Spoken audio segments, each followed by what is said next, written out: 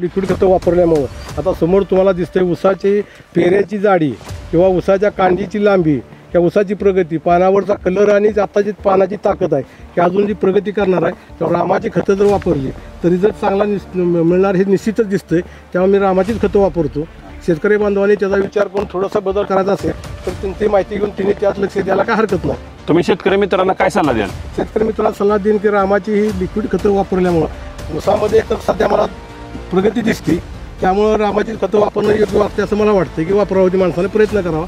बदल केल्यास फरक जाणवतो. त्यामध्ये एका मार्गाला लागण्यापेक्षा इतर मार्ग बघितले पाहिजेत. त्यामुळे रामाची लिक्विड खतं घराच्या मानानं कमी आहेत, एवढे कमी असं म्हणता येणार, पण दुसऱ्याच्या मानानं खर्च कमी येतोय आणि लिक्विड खतं असल्यामुळे सोडणं किंवा मजुरी खर्च वाढतोय, कमी होतोय.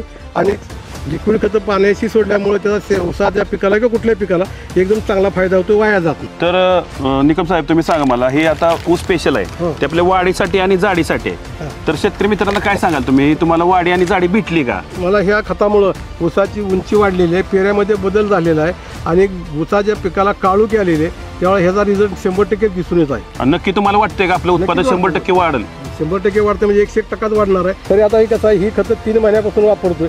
3 महिने वापरल्यानंतर सरासरी माझ्या माहितीनं 8 ते 9 कांडी ऊसाची वाढ झालेली दिसून येते मला.